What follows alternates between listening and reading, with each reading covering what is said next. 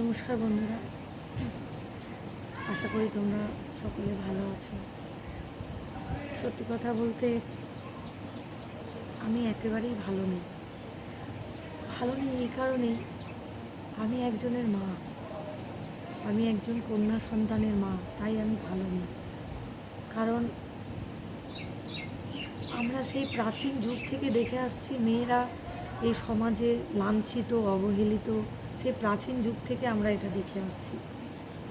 তো একটা সময় গিয়ে আমরা হয়তো স্বাধীনতার এতগুলো বছর পরেও যেন আরজি করের এই ঘটনা আমাদের চোখে আঙুল দিয়ে দেখিয়ে দিল যে মেয়েরা হয়তো স্বাবলম্বী, নিজের পায়ে দাঁড়াতে শিখেছে, কিন্তু তারা আজও স্বাধীন হতে পারেনি।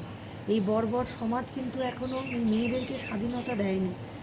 আজকে একটা মেয়ে রাত 12টার সময় কখনোই নিশ্চিন্তভাবে ডিউটি থেকে ফেরত আসতে পারে না। সে রাস্তা দিয়ে একা হেঁটে আসতে পারে না, কারণ এখনও মেয়েরা স্বাধীন নয়। আজকে এই আরজি করের ঘটনা, যেখানে এই মহিলা চিকিৎসক যিনি ডিউটিরত ছিলেন, সেই ডিউটিতে থাকা অবস্থায় তাকে এইভাবে ধর্ষণ করে খুন করা হলো। অমানবিক অত্যাচার, পাশবিক অত্যাচার, যে নির্যাতন যে চালিয়েছে তার উপর, এটাই প্রমাণ করে যে আমরা মেয়েরা আজও স্বাধীন নই। কিন্তু আশ্চর্য লাগে আমার এই জিনিসটা ভেবে যে এত কিছু ঘটনা ঘটার পরেও কোনো দল শাসক দলকে দোষারোপ করছে, শাসক দল এই দলকে দোষারোপ করছে, এই ঘটনা সেই ঘটনা, হেনা তেনা। সেই জায়গা থেকে বেরিয়ে এসে নিরপেক্ষভাবে মেয়েরা মেয়েরা আমি একজন মেয়ে হিসাবে বলছি, আজকে হয়তো তোমরা ভাবছো যে কি হয়েছে, আমার বাড়িতে তো ঘটনা ঘটেনি। হ্যাঁ, আমরা আফসোস করছি, এরকম একটা ঘটনা ঘটলো, মেয়েটাকে কতটা পরিমাণ অত্যাচার করেছে, মেয়েটাকে এই করেছে, মেয়েটাকে ওই করেছে, এত অত্যাচার করেছে, এত কষ্ট পেয়েছে, মেয়েটার দোষীর শাস্তি পাক, এইসব আমরা আলোচনা করছি। কিন্তু এইটার বাইরে বেরিয়ে আমরা ভাবতে পারছি না যে এই যে ধর্ষণ, এই ধর্ষণটাকে রোধ করার জন্য আমরা মেয়েরাই পারি এই জিনিসটাকে এমনভাবে গণ আন্দোলন তৈরি করা। মেয়েদেরকে বলছি, মেয়েদের উদ্দেশ্যে বলছি, আজকে ওই বাড়িতে ঘটেছে, কালকে আমার বাড়িতেও ঘটতে পারে। আমি রাত 10টার সময়, 11টার সময় বাড়ি ফিরি, আমার মেয়ে স্কুলে যায়, আমার মেয়েটা রাত্রিবেলা টিউশন থেকে রাত্রিবেলা একা অন্ধকারে সাইকেল নিয়ে ফেরে। হতেই পারে আজকে যে ঘটনা পাশের বাড়ির সঙ্গে ঘটলো, সেই ঘটনা আমার বাড়ির সঙ্গেও ঘটতে পারে। এটা কিন্তু আমরা বিন্দুমাত্র কল্পনা করি না। আমরা এই আহা ওহো এসব করি, একটুখানি ফেসবুকে দুটো পোস্ট করলাম, লাইভ করলাম, হ্যানা ত্যানা এসব করে আমরা দুদিন পর, এক সপ্তাহ, 2 সপ্তাহ, 1 মাস 2 মাস, তারপরে জিনিসটা ধামাচাপা পড়ে গেল। আবার পরবর্তী রেপের খবরের জন্য আমরা অপেক্ষা করি, কবে আবার এরকম খবর আসবে, আমরা একটা সিম্প্যাথি গ্রাউন্ডে আমরা কিছু কথাবার্তা বলব। কিন্তু এইভাবে চলতে পারে না। এইভাবে চলতে থাকলে রেপিস্টরা কখনো ভয় পাবে না। রেপের জন্য কঠিন থেকে কঠিনতম শাস্তির জন্য দাবি আমাদেরকেই তুলতে হবে। আমরা মেয়ে, আমরা সুরক্ষিত নই, আমরা আমাদের দেশে, আমাদের রাজ্যে আমরা সুরক্ষিত নই। এখনো পর্যন্ত আমরা স্বাধীন নই। দেশ স্বাধীন হয়েছে এতগুলো বছর হয়ে গেল, কিন্তু আমরা মেয়েরা আজও স্বাধীন নই। এবং এটা আমরা তখনই করতে পারবো যখন আমরা সব মেয়েরা একত্রিত হয়ে এই বিষয়টাতে লড়াই করব। কিন্তু কোথায় মেয়েরা, কোথায় কোথায় তাদের প্রতিবাদ?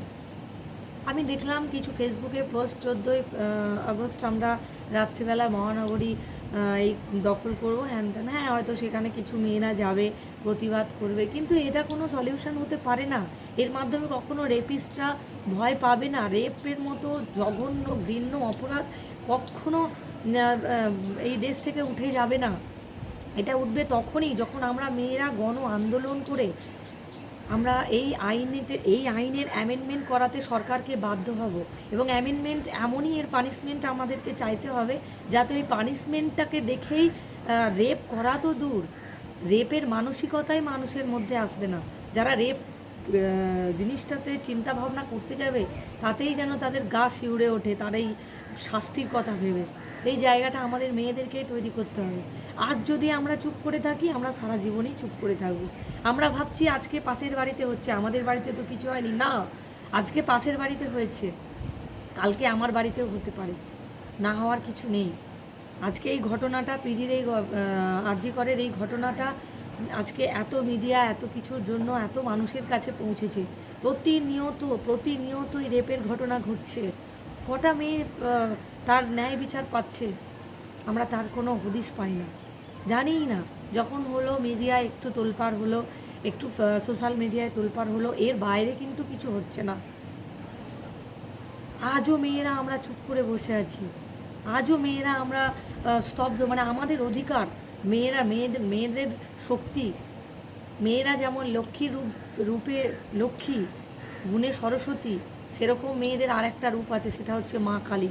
সেই মা কালীর রূপটা আমাদের ধারণ করার সময় এসে গেছে। এবং এখন যদি আমরা এই মুহূর্তে যদি এই জিনিসটা না করি, তাহলে কিন্তু এই পরিবেশ থেকে এই জঘন্যতম অপরাধ কোনো দিনও মিটবে না। এবং শুধু এটা আমি আমার পশ্চিমবঙ্গ বা আমার এলাকা বা আমি আমার স্টেটের উদ্দেশ্যে বলছি না, আমি অল ওভার ইন্ডিয়া, ভারতবর্ষের প্রতিটা মেয়েকে হাত জোর করে অনুরোধ করছি, আপনারা গণ আন্দোলনে নামুন, আপনারা আসুন, আপনারাই পারেন, আমরাই পারি, আমরা মেয়েরাই পারি এই জিনিসটাকে প্রতিরোধ করতে। এই পুরুষতান্ত্রিক সমাজে অনেক কিছু হয়, পুরুষতান্ত্রিক সমাজে অনেক কিছু হয়, কিন্তু এই জায়গাটা বিশেষত আমি একজন উকিলবাবু হিসাবে, আমি একজন অ্যাডভোকেট হিসাবে আমি বলছি যে আমরা এটাকে পারি একমাত্র এই পানিশমেন্টটাকে, এমন একটা পানিশমেন্ট, এবং এত লেন্দি প্রসেসে নয়। যখন একটা রেপের মতো ঘটনা ঘটবে, সেটাকে একটা টাইম বাউন্ড করে দিতে হবে যে এত দিনের মধ্যে মামলাটা ডিসপোজ করতে হবে। এবং কোনো রকম কোনো কিছু রেপ প্রমাণিত হলো মানেই তার এমন একটা শাস্তি, সেটা যেন মানে দৃষ্টান্তমূলক হয়, দৃষ্টান্তমূলক। সেই সাজাটা যেন আমরা এই ইয়েতে আমরা যেন অ্যামেন্ডমেন্টের জায়গা পর্যন্ত নিয়ে যেতে পারি। এবং সরকারের কাছে আমাদের আবেদন থাকবে যে মহিলাদের নিরাপত্তা কোথায়? না রাস্তাঘাটে নিরাপত্তা, না কর্মস্থানে নিরাপত্তা, কোথাওই তো নিরাপত্তা নেই মেয়েদের। তাহলে মেয়েরা, এদিকে কনস্টিটিউশন বলছে যে সবার অধিকার সমান, তাহলে সবার অধিকার যদি সমান হয়, তাহলে ছেলেরা রাত 12টার সময় হেঁটে একটা ফাঁকা নির্জন রাস্তায় চলে আসতে পারে বাড়ি। একটা মেয়ে কেন পারে না? একটা মেয়ে কেন লাস্ট ট্রেনে বাড়ি ফিরতে পারে না? একটা মেয়ে কেন লেডিসে উঠতে ভয় পায় রাত্রিবেলা? কেন পাবে? কিসের স্বাধীনতা? কি স্বাধীন হয়েছি আমরা? এবং আমরা মেয়েরা যদি এখনও পর্যন্ত এইভাবে মুখ বুজে সমস্তটা মেনে যাই, সহ্য করি, আজ থেকে 2 বছর, 5 বছর, 10 বছর পর আজকে যদি মাসে 2টো রেপ হয়, সেই পরিস্থিতিতে কিন্তু দেখা যাবে মাসে 200টা রেপ হচ্ছে।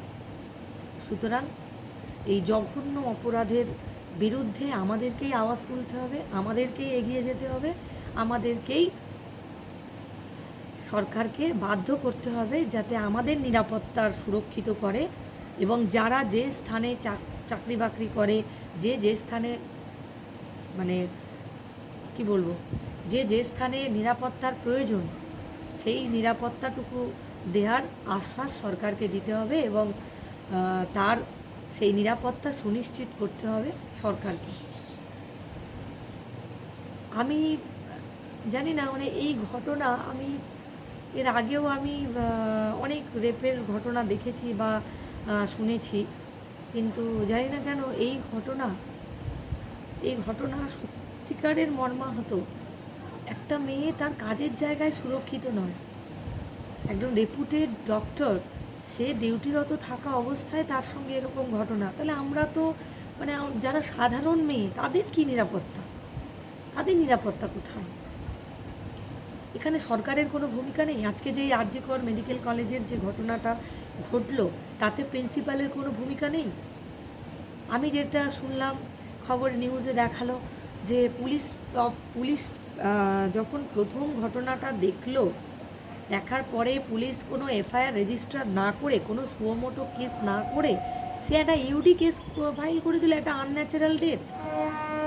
কার এগেনস্টে না সেই হসপিটালেরই ডক্টর এবং স্টুডেন্ট এবং ডক্টর, এবং সে সেই সময় সেখানে কর্মরত অবস্থায় ছিল। আমি ভাবতে পারছি না, মানে একে তো এত বড় একটা জঘন্য অপরাধ, তার উপর আবার ধামা চাপা দেওয়ার চেষ্টা। কাকে বাঁচানোর চেষ্টা করছে আমি জানি না।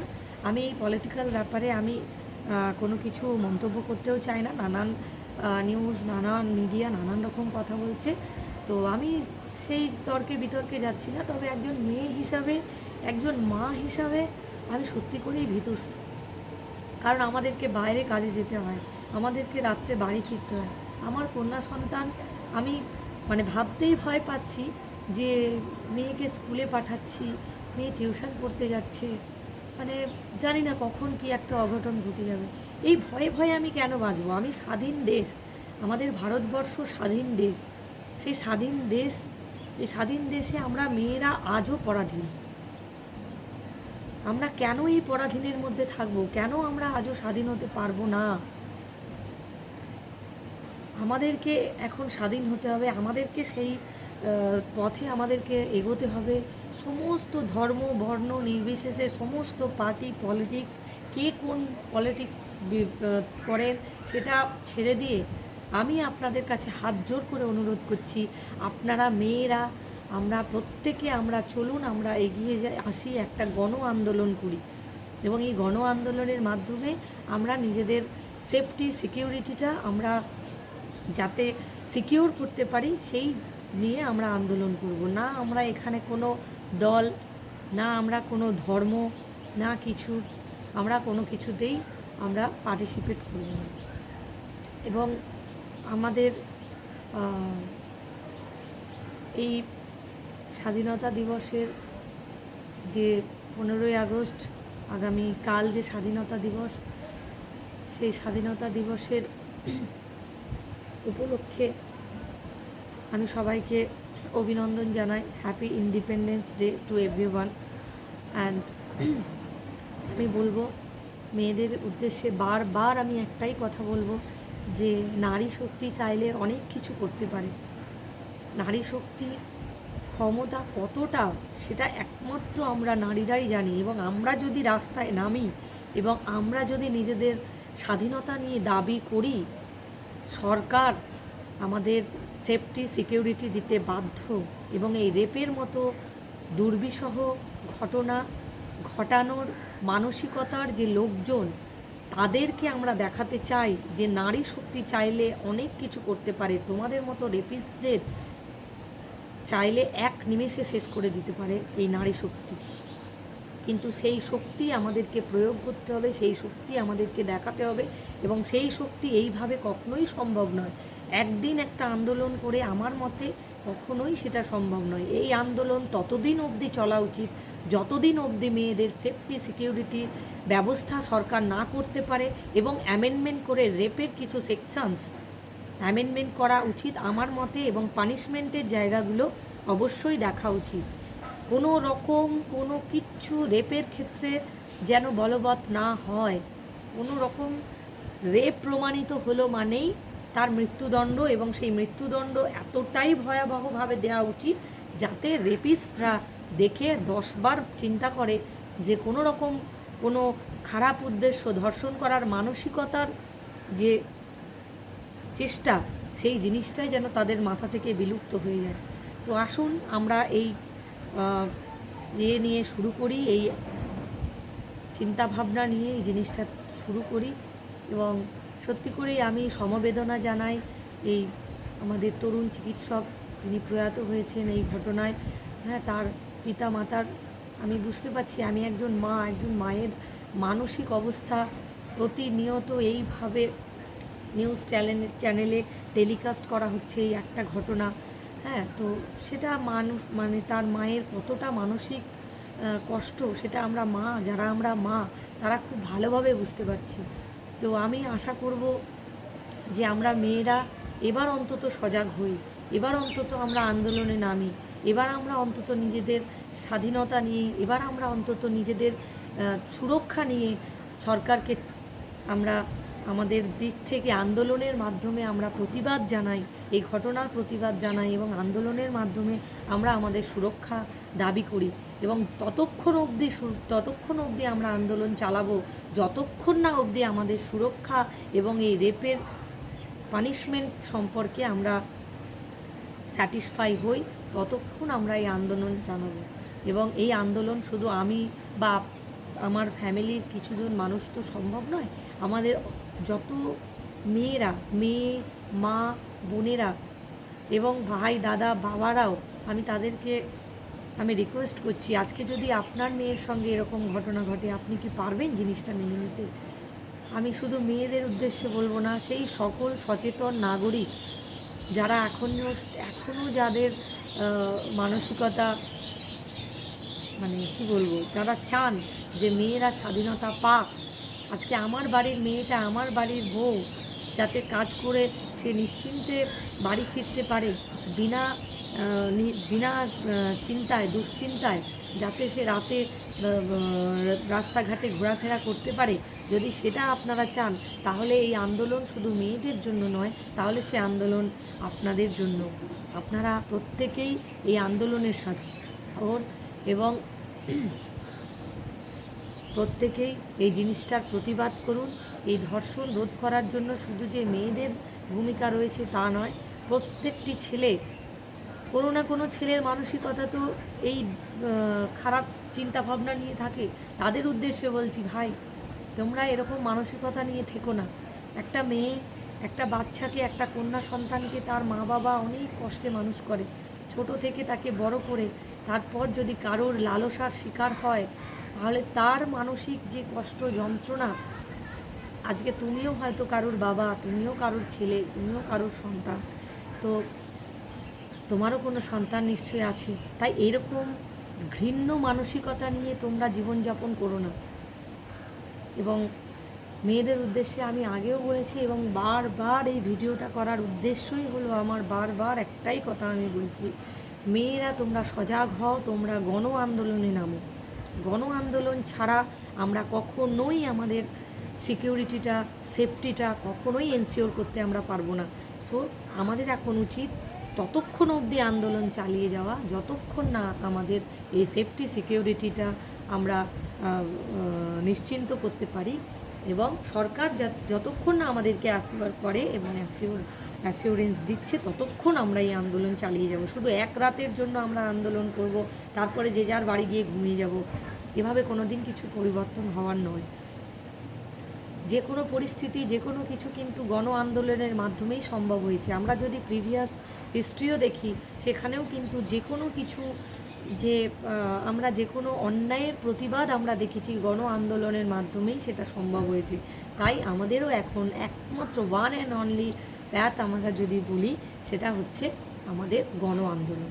সো বন্ধুরা, তোমরা আমার এই ভিডিওটাকে এতটা পরিমাণ শেয়ার করে দাও যাতে প্রত্যেকের কাছে পৌঁছায়, এবং সব বোনেদেরকে আমি বলছি, সব মায়েদেরকে আমি বলছি, সব ঠাকুমা দাদুদের উদ্দেশ্যে আমি বলছি, সব বাবা ভাই দাদাদের উদ্দেশ্যে আমি বলছি, প্লিজ আপনার প্রত্যেকে এগিয়ে আসুন এবং প্রত্যেকেই এই এত বছরের স্বাধীনতা, আমাদের ভারতবর্ষ আজ এত বছর স্বাধীন হয়েছে, কিন্তু মেয়েদের যে স্বাধীনতা আজও পায়নি, সেই স্বাধীনতার হয়ে আপনারা আওয়াজ তুলুন। আজকে মেয়েদের স্বাধীনতা নিয়ে আপনারা কথা বলুন। এই বলে আমি আমার এই ভিডিওটা শেষ করছি। এবং বন্ধুরা, তোমাদের কাছে আমার রিকোয়েস্ট, এই ভিডিওটা তোমরা এতটা পরিমাণে শেয়ার করো যাতে প্রতিটা মানুষের কাছে এই ভিডিওটা পৌঁছায়, এবং প্রত্যেকে আমার এই কথাটা একটু চিন্তা ভাবনা করে দেখুন, দেখে একটু বিচার বিবেচনা করে আপনারা এগিয়ে আসুন। এগিয়ে না এলে, আমরা যদি এগিয়ে না আসি, তাহলে কখনোই আমরা আমাদের জায়গাটা সুনিশ্চিত করতে পারব না। এই বলে আমি আমার ভিডিওটা শেষ করছি। তোমরা ভালো থেকো বন্ধুরা, আপনারা প্রত্যেকে ভালো থাকবেন, প্রত্যেকে সুস্থ থাকুন এবং প্রত্যেকে এই ভিডিওটাকে শেয়ার করুন। নমস্কার।